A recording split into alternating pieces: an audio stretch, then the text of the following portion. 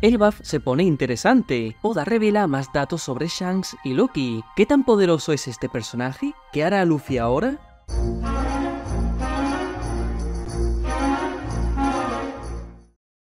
Hola a todos nakamas, bienvenidos a un nuevo vídeo de One Piece. En el capítulo 1131 han ocurrido dos cosas muy interesantes. Por un lado tenemos todo el tema de Loki y Shanks, y por otro lado tenemos todo lo relacionado con Robin y Saul. Empecemos primero teorizando con Loki. Oda nos presenta al gigante con una recompensa de 2600 millones. Además, también se dice que Loki lleva 6 años encadenado, y se revela que hace poco Shanks lo visitó. Con esto os propongo la primera teoría. Como ya sabéis, la palabra Yonko significa 4 emperadores, pero Oda reveló en la Vivre Card de Shanks que este se convirtió en Yonko hace 6 años. Por lo tanto, si antes de eso Shirohige, Kaido y Big Mom ya eran Yonko, se supone que tendría que haber un cuarto emperador, un pirata poderoso que fue derrotado por Shanks hace 6 años, y quedándose con su título de Yonko. Así que con esto tan solo habría que atar cabos. Si Loki tiene la enorme cantidad de 2600 millones de recompensa y lleva 6 años atado, podría ser que él fuese ese Yonko que Shanks derrotó. Si esta teoría fuese cierta,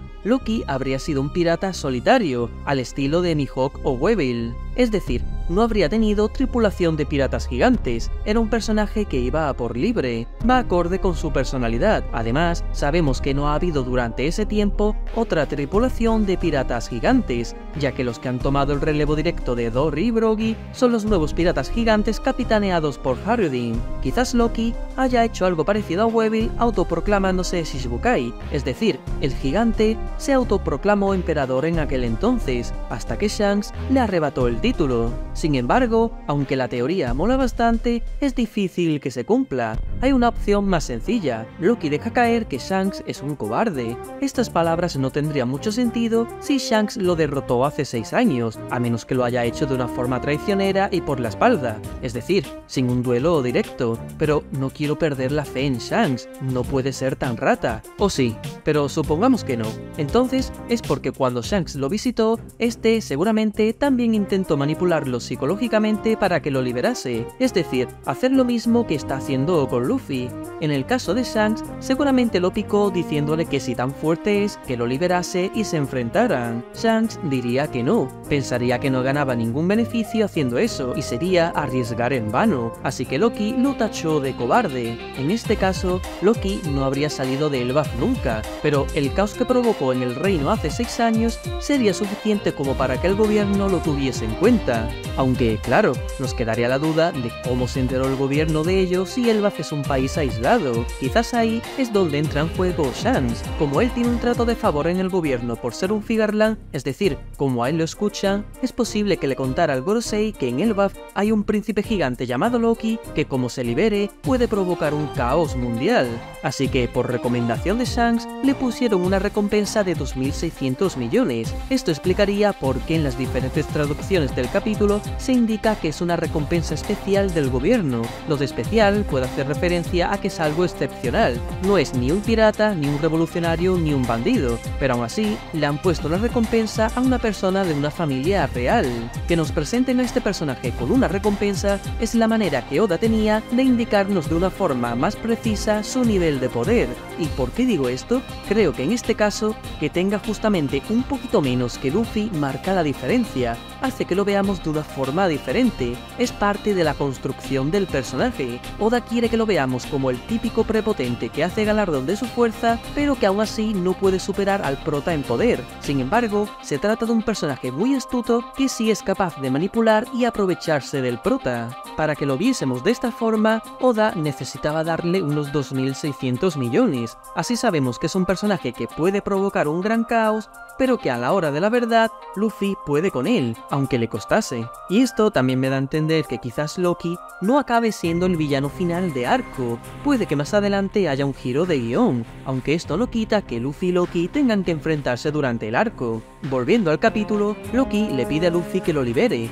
ya que él no puede porque las cadenas son de Kairoseki. Dice que la llave debe de estar en algún lugar de la aldea. Luffy lo ignora al principio, pero luego centra toda su atención en él cuando descubre que conoce a Shanks. Casi le revienta la cabeza por decir que Shanks es un cobarde, pero esto le sirve a Loki para darse cuenta de que por ahí tiene una vía para escaparse. Como Luffy empieza a preguntarle sobre Shanks, este le dice que la información no es gratis. Es decir, Oda nos deja caer que Loki le va a proponer a Luffy que si lo libera, le habla sobre Shanks. Aquí en realidad solo hay dos opciones, o Luffy le hace caso o no le hace caso. Si Luffy pasa de él, la trama del arco de Elbaf no se desarrollaría, por lo que en principio lo normal es que Loki se acabe liberado. Pero teniendo en cuenta que Oda siempre intenta hacer cosas que no nos esperamos, y teniendo en cuenta que ir hasta la aldea para buscar una llave es una tarea bastante tediosa para Luffy, es posible que tengamos una situación diferente y cómica. Tendríamos un panel donde Loki le estaría diciendo que si lo libera, le cuenta información sobre Shanks y todo eso. Luffy le diría algo así como, ¿entonces si te libero me lo cuentas todo? Loki insistiría en que sí,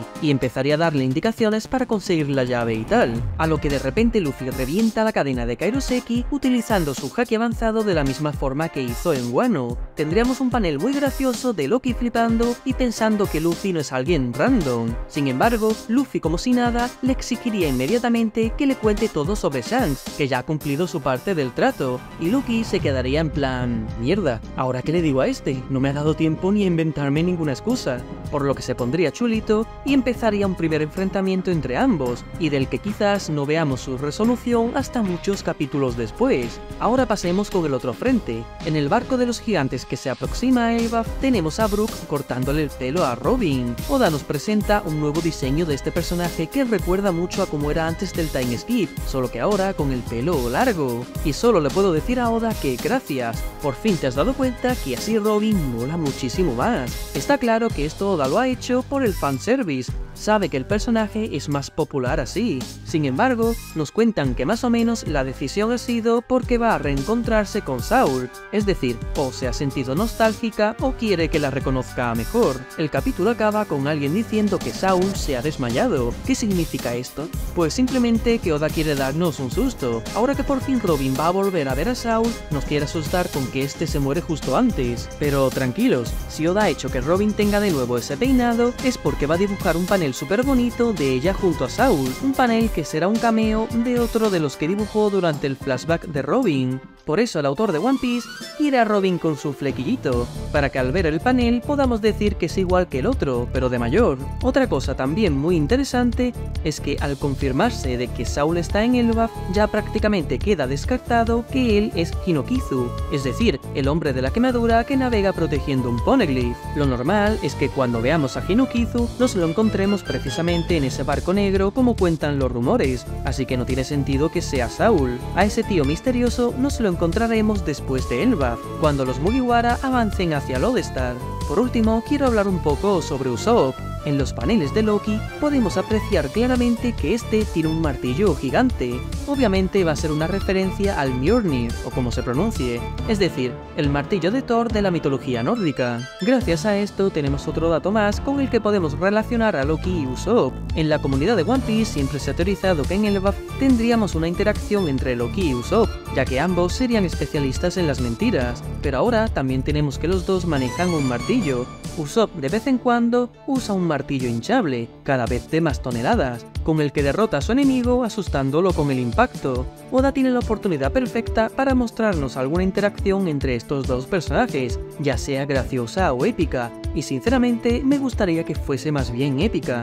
Usopp es un personaje conocido por ser un miedica, pero que a su vez sueña con ser un valiente guerrero. Él admira a los gigantes, ya que presentan esos valores de valentía y honor. Ahora que por fin ha conseguido llegar a Elbaf, Usopp debería de tener una evolución como personaje. En los capítulos anteriores, creo que Oda ya está comenzando a prepararlo todo. Luffy le regaña a Usopp por no haber sido capaz de enfrentar al gato, como insinuándole que no puede ser tan cobarde. De esta forma, Oda está marcando que Usopp ha llegado a Elbaf siendo un cobarde, pero al final de este arco vamos a notar la diferencia con algunas acciones heroicas por su parte. De hecho, en el capítulo anterior ya tuvimos unas palabras interesantes de este personaje, cuando estaban cruzando el puente y este dijo: "Esto no es más que una prueba más para un valiente guerrero como yo".